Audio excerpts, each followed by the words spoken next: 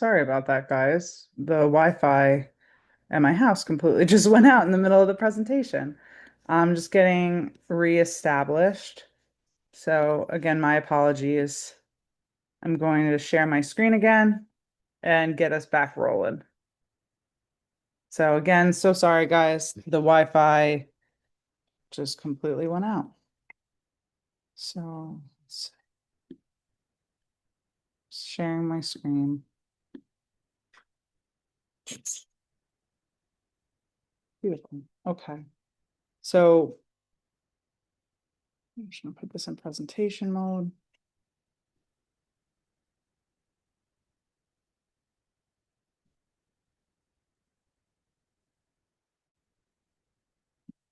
All right, I hope everyone could see my screen again.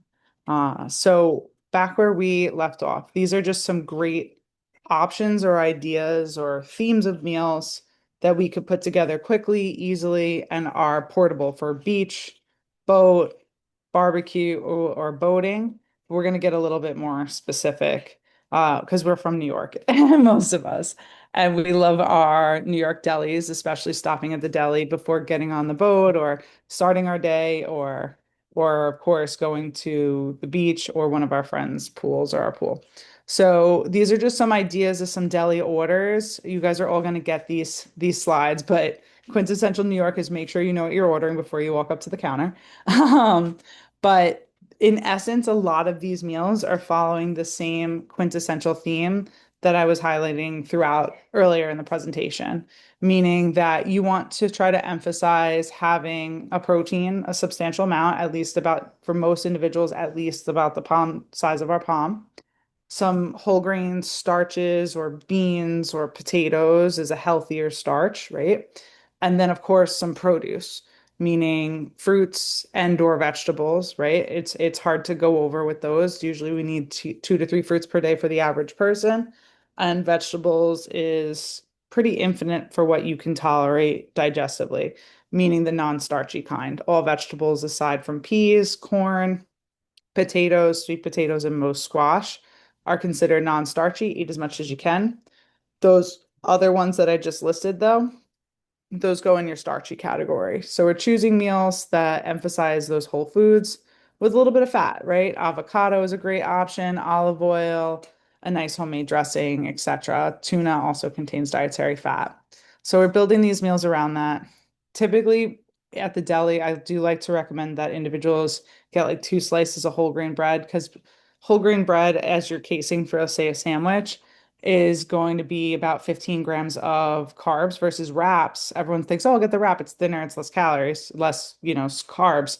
Sometimes those wraps can be the size of my face. Sometimes they could be bigger than my face. There's a little bit of variability there. So sometimes the delis have those bigger options that are 45 grams of carbs, which is equivalent to three slices of bread. Ciabatta rolls, although they look big and voluminous, are also one of the lower starchy carb options when trying to stay within your portions if you're choosing like a sandwich option. So again, I like to recommend the whole grain bread just in general, or you can get a Cobb salad, or a lot of delis now have make your own chopped salad. That's also great to bring with you for like a lunch. But in general, these are just some quick deli or sandwiches that we can try to bring with us when we're headed out. So, of course, the quintessential theme of what we're getting at is, of course, that USDA My Plate.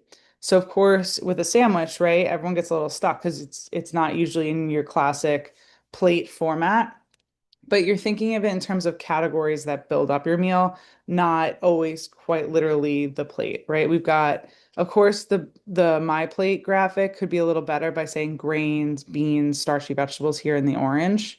Protein, of course, aim for ones that swim or fly, like chicken or turkey. We'll pretend they fly. Fish, lean beef on occasion, or like a sirloin would fit into that protein. Shellfish, shrimp, or if we're a plant-based eater, of course, like our beans, our tofu, or tempeh can also fit in the protein section. Typically, if you're not a plant-based eater, though, your beans are going to fall in your grain section. Dairy does not have to be here. This is just quintessential USDA My Plate. We would be emphasizing typically water, in this section here. And then, of course, trying to have some produce at the meal, like a fruit on the side if we're getting a sandwich, like a breakfast sandwich, or some veggies, say, in the eggs if it's the morning. So thinking of it in terms of categories, my plate is still very, very relevant framework. So barbecue and cookout swaps, right? We want to try to aim for, our lean proteins again, right? We don't want to do so much of like the heavy Bubba's burgers, right? Or, leaning just solely on steak and ribs and smoked meat. Try to, add some variability in there. Chicken, turkey, I love, cooking up different burgers. Burgers don't have to be branded as, unhealthy, quote, right? We can get a lean sirloin burger. It's the frequency to which we have the red meat, try and aim for 2 times a week. Turkey burgers are wonderful. Salmon burgers, I love them with tzatziki and some capers on a great Dave's Killer Bread whole grain bun. Or if we want to save our starches for some potato salad or mac salad or something else on the side, okay, we could do a portobello mushroom bun or a lettuce bun, especially for those trying to reduce, gluten intake. Yogurt-based dips instead of creamy sauces can work. For those who are dairy-free, you could do the Coco June or the Siggi's brand, unsweetened dairy-free yogurt, or regular yogurt for those who have dairy. Mix in like a low-sodium French onion packet to make it into a dip, or you could add fresh herbs like dill and lemon. You could even throw some cucumber in there, of course, to add some extra flavor and texture. But with the barbecue option, it's all about, like we were saying, building out a healthy plate. Having our grilled veggies is a wonderful option. I love seeing the kebabs in the store now that have chicken on it or shrimp on it with bell peppers, onions, zucchini, summer squash, etc. So it's already starting to build some veggies into the meal for us. Of course, a lot of people forget about ahi tuna on the grill. That is also a wonderful staple for like a family grilling night. Wonderful and very quick to make.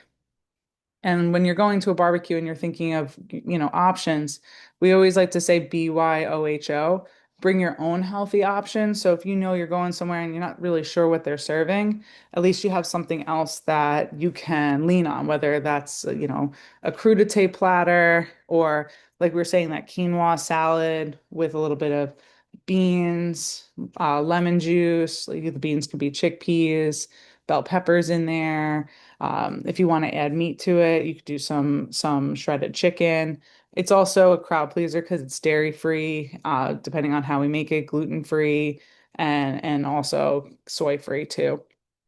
If we're using different marinades and you're looking to reduce certain foods, certain allergens, coconut aminos is really good to know about, especially for those steak marinades instead of soy sauce. But of course, sides and spreads usually tend to be where people go over the most. It's not usually the burger, it's everything else that comes alongside with it. So, saturate the table with plenty of other options to go towards that add volume but aren't as rich, that they're more nutrient rich versus calorically dense. So crudité appetizers can be wonderful. Bean salads, a nice zucchini panzanella. I love air fryer cauliflower bites. You can make them buffalo flavored, barbecue flavored. Love the Primal Kitchen brand sauces or the G. Hughes brand of barbecue sauce, which is lower in sugar. Summer grain salads, like we've been saying. A fruit salad is great if you need a little dip and you like a little chocolate. Love to recommend some chocolate hummus. The Boar's Head option is actually pretty great as well.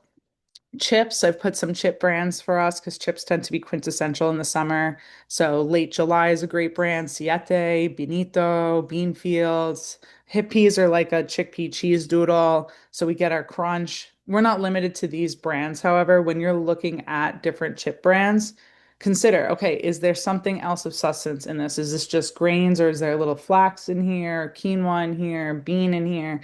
Something that is a little bit more of what you call a complex carb that has fiber. Delicious dips can be guacamole. Love the Bolthouse brand dips as well. They replace a lot of the heavy cream with Greek yogurt to cut down some of that saturated fat. Of course, we could do the Greek yogurt tip that we talked about earlier, or like a bean dip. It could be homemade, like a cowboy caviar. Condiments, I listed some other healthier condiments below as well to check out, and I will be sending the slides out with the recording so everyone has access to them. Travel, right? Travel tends to be the big what if, right, for many of us. The big point to make is mindful versus obsessive, right? We want to plan what we can plan and, really try to think in advance, but we don't, the travel is what travel is. We're not going to restrict ourselves from trying, say we're in LA and they're known for voodoo donuts. Like, have the donut. Like, if it's something that is rare and you really, really like it and really want it, and it's not something that you can have all the time and it's not in your routine diet, have it when you travel. That's the part of traveling, right? You want to try the different delicacies or foods that are known in that area that you can't have at home. So that's what I mean by mindful versus obsessive, right? If I have, a half of a voodoo donut as like a snack one day. I'm still having my breakfast, my lunch, and some dinner. I'm still trying to make that a more, the more mindful choices, even though I'm having, say, like the half a donut. Try to portion it, right? Not always do we need the full thing.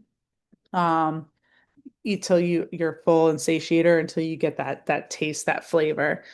Sometimes I like to say the 3 bite rule. You have 3 delicious savory bites, really taste it, flavor it, and then say, do I still want this? Right? Have I gotten my fix?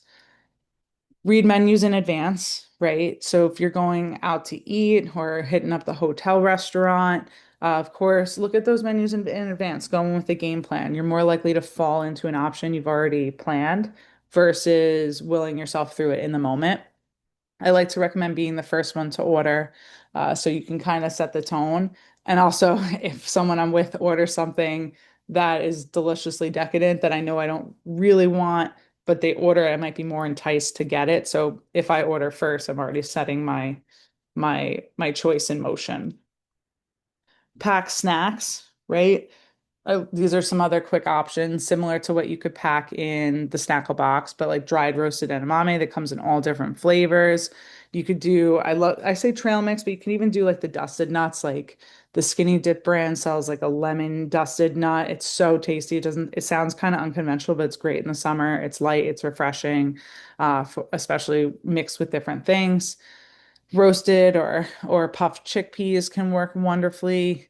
The cauliflower crackers are also great, etc. So packing some snacks so you never know, say you're touring around somewhere, it's hot, you've been getting a lot of steps in and you don't want to go into that meal really hungry. It's good to keep little disposable snacks, or say you're going through the airport and you want to prevent yourself from buying those high priced snacks at the airport, or sometimes they're less often they're less optimal options.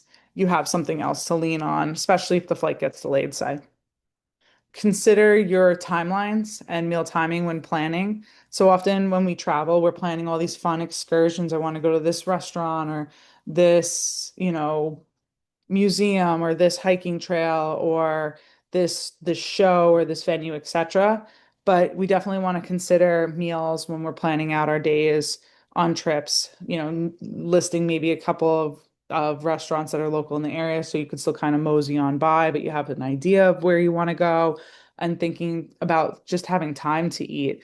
Oh, we're going to be doing an all day, fishing trip while I'm on this vacation. I want to make sure I have a really hearty breakfast before I go so I have a good time, and pack something with me so that I'm not getting off the boat all hangry and cranky and hungry and more likely to be triggered to get something less optimal. Consider your fasted windows, meaning say,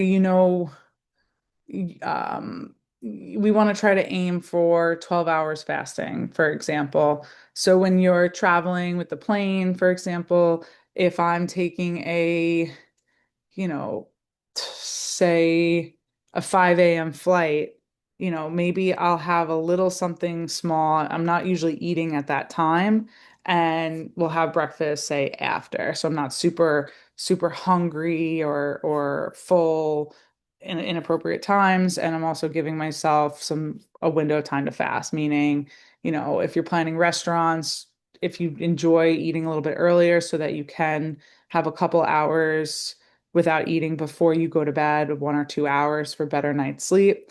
try to consider that. Prioritize the two P's, protein and produce, like we keep saying. Utilize grocery stores and meal prep services. Often you can fly with certain foods. It's the liquids that they're very strict on. But when you're there, stop at a local grocery store before you go to the hotel or the Airbnb. Maybe you're picking up just breakfast foods and snacks because you know you're going to be eating lunches and dinners out. That's okay. Or if you're on a road trip and you want to pick up a couple of meal prep meals or you make a couple meals and you put in the cooler so that you could stock the fridge with them, that works great. Shout out to Redefine Meals and Hummus Spit as well. Excuse me. They have great options. Excuse me. They have great options though that if you want to just stop, run into the store, pick up a couple meals and put it in the cooler for later in the trip, that can also work too. Just often the meals need a little bit more beefing up in terms of the produce. Grocery store delivery also can work really great when you're on a trip. Often you just let the hotel, if you're staying in a hotel, know, hey, I'm expecting a delivery from Instacart around this time. I'm going to have them drop it off at the front. And then usually you can meet the person there, but also just good to let the hotel lobby know as well. Always bring a water bottle with you when you're traveling. We don't want to dehydrate. People tend to dehydrate when they're traveling, whether it's holding back because they're on the road or in the airport, but it's worth it to make time to use the restroom and stay hydrated. You're going to have a better trip. And it also does help to control cravings as often our body doesn't, care if we get water from food or beverage per se, right? If we're dehydrated, our body can sometimes give us cues as if we're hungry for excess food when we're really not that hungry. But also, if you're doing a lot of walking on your trip, hydration is really essential for joint lubrication. So it's going to make your joints feel better. You're going to feel more energized, great for your skin, whole loads of reasons. But keep a water bottle on hand, or at least get a package of water or a case of water from the store to load up the hotel or Airbnb or campsite. If you're on the road, like I said, pack a cooler. If you're going to the beach, pack a cooler. When in doubt, pack a cooler. It's always a great habit to get into. Then you want to also prioritize your rest when you're traveling. Sometimes we're going nonstop and we want to try to give ourselves some time to sleep and take a nap here or there while we're still making the most of our trip. But we don't want to come back exhausted and then derail the whole next week in terms of ability to work out or meal prep or function during our workday.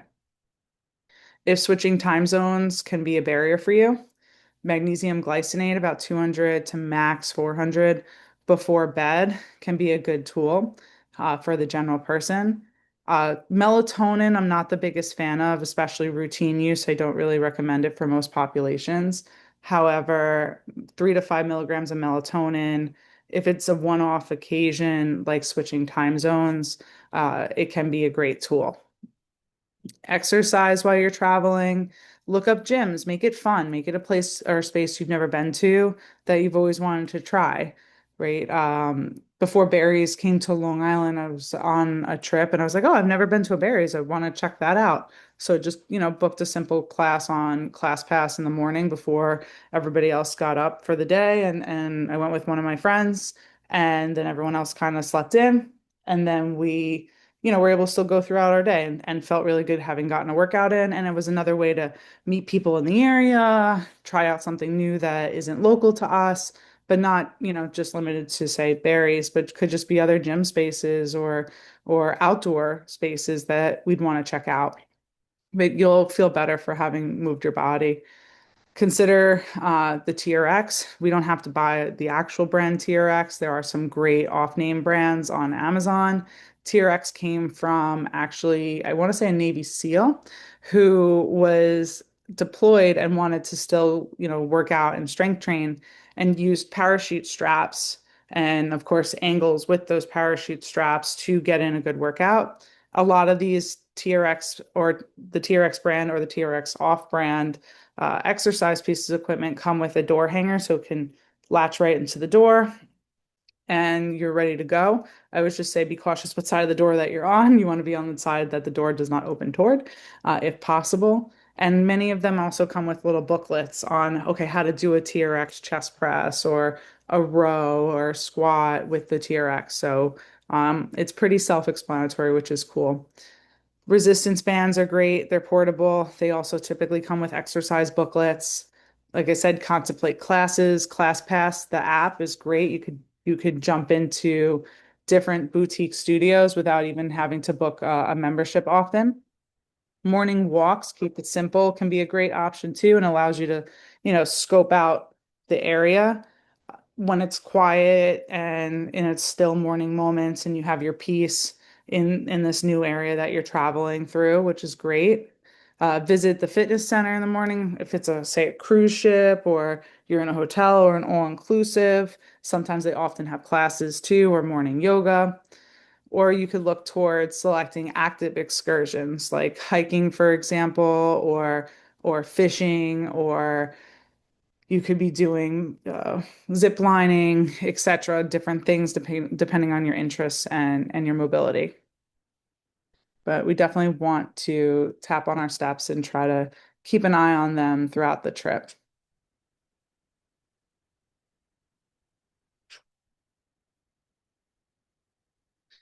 So we also are talking about travel. We live in a vacation land in the summer if you're here on Long Island. So of course we want to highlight out east, but really the local flavors across the island. And we want to try to maybe discover different wineries, farms, farm stands that highlight local produce and fresh regional foods. So I wanted to highlight some farms that I really like. I hope this encourages others to share if there's ones that are not on here that you really love.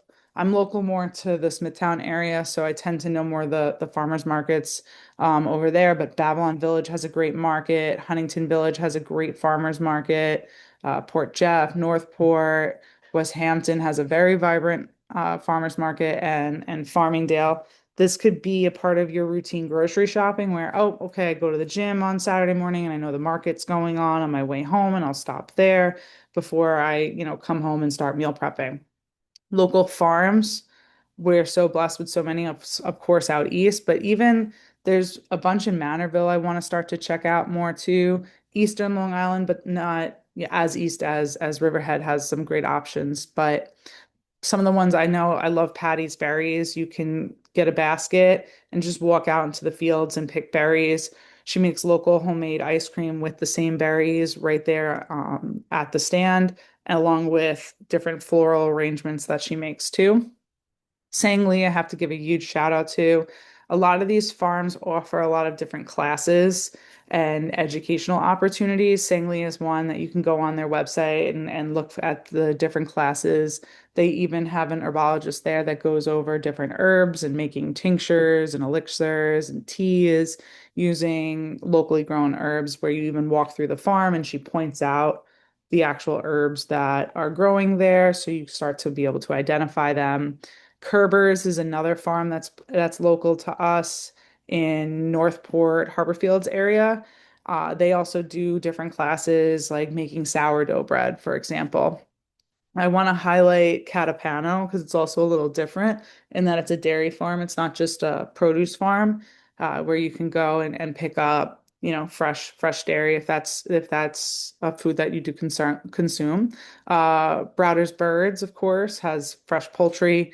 So be a tourist on Long Island. Check out even Bethpage Restoration, get a nice historical walk in, and then visit their restoration farm with some good fresh local produce. I do like recommending the farm stands, farmers markets, visiting the farms, because it also keeps us more in tune with nature and the cycle of the year in terms of the produce that's in season, because you're literally seeing what is growing and it's just so fresh. And you compare it to grocery store produce and it just blows your mind and becomes a fun experience within itself. So summer hydration. So the benefits of hydration we started to go into a little bit earlier. Provides joint lubrication, delivers nutrients to cells, can help prevent infections during especially the colder months. Protects our heart, especially when we're dehydrated. Our blood pressure is more prone to go up, and there's more strain on our heart. Can reduce risk for headaches. It helps our blood sugar and can also help regulate digestion, just to name a few. Very importantly, too, it helps with detoxification, clearing in toxins that we take in the air, our food, our liquids, etc., our beauty products. So, of course, it helps with clearing out. Many of us ask, how much water should I drink? In general, for the average person, not counting exercise, we want to consume about half our body weight in fluid ounces. So if someone weighs 200 pounds, about 100 fluid ounces of water per day should be considered one of their baseline. But can we think of a simpler way to monitor our hydration? Because it changes all the time, right? Some days I might be more active, some days I might be perspiring more. How do I like know exactly how much I should be taking in? It's not the prettiest, but of course, urine color is one of the best indicators of hydration status. They do sell little salt stickers for those who are more like robust athletes online. You can utilize that and it can give you a color coding, like a Likert scale if you're dehydrated. However, urine is one of the best go-tos. So, of course, we're aiming for swatches 1 and 2, pale, odorless, plentiful, of course is an indication that you're hydrated. So like a pale straw color to clear. As we go darker and darker, you could tell by the writing on the design, the more water we need to recoup those fluids and likely electrolytes. So if your urine is clear though, more than three, 4, or 5 times in a row, it's a sign you could be oversaturating your electrolytes and that you might need to add more in. But of course, working with a registered dietitian one-on-one can help to directly correlate your fluid needs, especially with your activity and daily workloads. So our hydration status can be affected by how much we're eating and drinking in terms of what we're taking in and what we're losing. We tend to lose in sweat, urine, and we breathe out actually a lot of water too. We don't realize in water vapor form. So it's easy to miscalculate, especially if we're not monitoring it. For those who want to get very, very technical, a sign that say someone's exercising and they lost too much fluids while exercising is you do percent change of body mass. So the person is supposed to weigh themselves before they say go outside on a hot summer day for a run and then weigh themselves after. They're doing the change in that mass, so say 5 pounds divided by their baseline body mass, what they started at, and times that by 100. If we're over, 3%, it could be a sign we lost too much fluids and we need to start to work on our fluid regimen when we're active. So this is just another example of that formula. You could see kilograms here, but you can use pounds as well. But greater than 1% change in body mass is not the greatest. 3% is concerning. So you can look at these three factors together. Am I thirsty? Do I have greater than 1% lower than my normal mass lost from activity? And is my urine yellow? Especially if we have those three indicators together, we're underhydrating for our sport. For those who are getting nitty-gritty with this, you want to drink to thirst when you're active more less than 60 to 90 minutes. When you're active over 60 to 90 minutes, it's really good to have a hydration plan in place by consuming at least 16 to 32 fluid ounces per hour of activity. It depends on the individual, but just fun to know. So for those who want quick specifics though, in terms of hydration in the summer for activities, and even if this is just playing, can jam on the beach, right? We're running around, we're perspiring or playing, spike ball outside or deep sea fishing. It applies, not just our runners and outdoor, fitness enthusiasts. So before your activity, you want to aim to drink 8 to 16 fluid ounces of water during the activity, say a simple run, we want to aim for 8 to 16 fluid ounces at least per hour of activity. And of course, like we said, the most accurate method is to weigh ourselves before and after activity. And for every pound, if you want to convert it this way, for every pound that's loss in sweat or water loss, you add 16 fluid ounces of water to help recoup it. But it's good to have multiple tools in the tool belt, especially for those who are not just thinking of activity, but throughout the day hydration, right? Like we were saying, fruit and herb infused water counts, seltzers, spritzers count. We could use electrolyte enhancers. I like the Just Ingredients brand as well. Herbal teas, and of course, we do want to watch out for artificial sweeteners, like I've starred below. Fresh lime, lemon, cucumber, orange slices can really pack a punch, however. Other tips for increasing our water, consume water before and small sips during meals. So if you're trying to bank in at least a 16 fluid ounce glass of water, breakfast, lunch, and then dinner, you're already up to, let's see, 12, say like 16, all right, so 32, about 48 fluid ounces by the time you're through with dinner, not counting in between meals. So it could really pack a punch. Drink a nice cold glass of water, room temp glass of water when you first wake up is the first thing that enters the body, is a great way to bank the day and start off ahead. Keep a water bottle in sight and in mind. We call it our emotional support water bottle.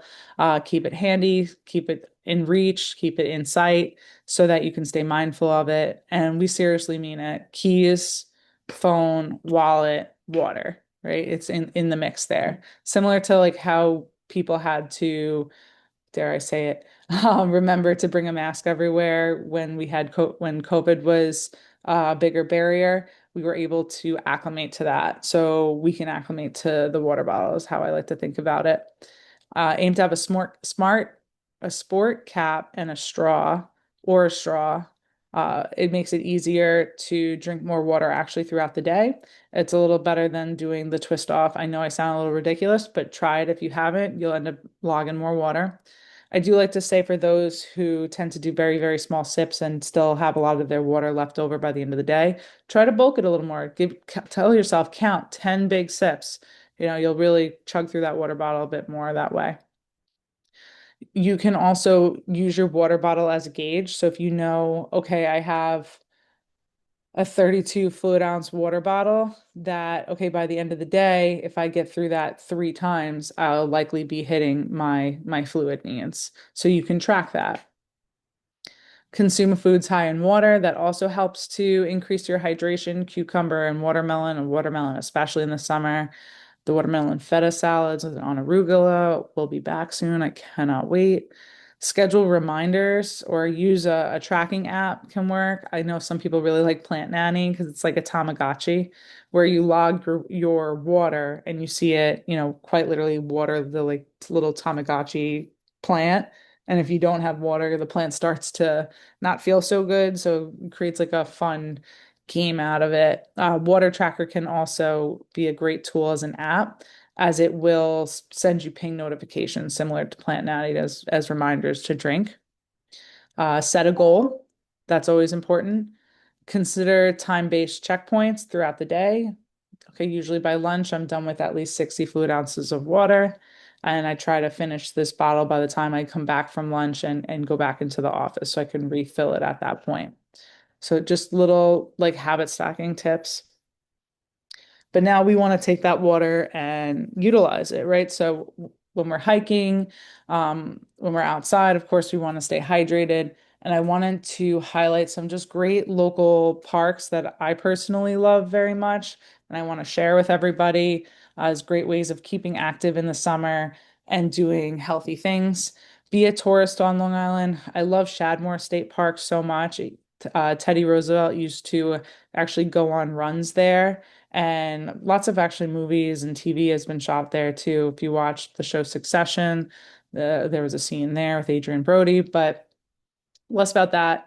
When you get to the tip of Shadmore, you can also see different ruins from Camp Hero. And if you're looking to get to Ditch Plains and watch the surfers and just relax at that beach, you hike Shadmore and you just go down the hill at the end and you're at Ditch Plains. So it's just a wonderful hike. Camp Hero State Park out in Montauk is so wonderful. There's so much history there to look into. Of course, Sagamore Hill always gets touted as a museum, but Sagamore Hill is a wonderful park, and you can take the trail all the way down to the water. It's an unspoken dog park too. I believe the last time I was there, past few times I was there, they allowed dogs. I hope that hasn't changed. David Weld Sanctuary is a little hidden gem. It's a park that's open to the public in Nissaquag, and you walk probably less than a mile on this trail through the woods, and it takes you out to your own private beach there in Nissaquag. And there's a diving rock, and it's pretty peaceful. Of course, I always encourage everyone to share their favorite parks, but these are just great ways to keep active. But we're not, limited to the parks too. On, murky, rainy, or super hot days in the summer that we don't want to be outside, consider local museums like the Cradle of Aviation here on Long Island, a great yoga place, or going getting our, nails done, getting self-care done, a massage, doing activities with loved ones like pickleball or going to the golf range or going to the play golf, that we're moving our body and still socializing and enjoying our time with individuals. Fishing, outdoor tours, you name it. So, movement is medicine. We want to embrace outdoor activities in the summer, especially traveling if getting to a gym is hard. Try to get it in the morning before it gets too hot and the day gets away from us. Make it fun, incorporate fun workouts with family and friends. We could always bring fitness dice with us when we travel or to the beach, and you roll the dice and it tells you, how many of certain exercises that we're going to do, and you could really make it into a fun circuit and modify as needed, or explore new hobbies. Maybe we've never fished or played bocce ball or played spike ball or played croquet or started to go bird watching or go for a walk in the woods and use the different plant tracking apps to see, what's growing. But start to enjoy new hobbies in the summer. This is the time for it. Biking is wonderful, especially all the new bike trails that have been popping up. But the greatest wealth is health. And of course, this presentation serves as a reminder that nurturing ourselves is essential for a fulfilling life. So we want to enjoy our summer, but also do so in a way that's really conducive to our goals, our boundaries, and how we really want to feel, right? We don't want to do things because we're forced to do it, but we want to find things that make us happy and healthy. And healthy doesn't have to mean deprivation either. There's so many wonderful ways to enjoy ourselves through food and movement and really make the most of the warm weather while it's here. Sustainable habits are the cornerstone of lasting health and well-being in our daily lives. What I mean by sustainable habits is we want to, in the summer, not lose all the great habits that we've been maybe working on during these past few months, right? We want to stay mindful of our choices, give ourselves these small, fun splurges, but still try to focus on balancing out good, nutritious options throughout our day. Like we're saying, if we're going to have a splurge, that's okay. We're not good or bad because of it, but we don't want to let it ruin our day by saying, "Oh, I had, this Dubai chocolate, croissant from the French patisserie at the farmer's market. Now the whole day is forgone." No, it's not true. I enjoyed that. That was a wonderful croissant. And now I can't wait for a nice balanced lunch and to feel good. Of course, consistency is key. If we have that croissant every day, that could add up and maybe be, a little problematic for our long-term health. But we want to think about consistent routines that are enjoyable, that make healthier choices easier throughout the summer. So I want to just thank everybody, especially with the technological blip that we had with losing Wi-Fi earlier. I just want to thank you for your time, and I want to see if anyone has any questions as well. I'm gonna exit screen in a second, check the chat.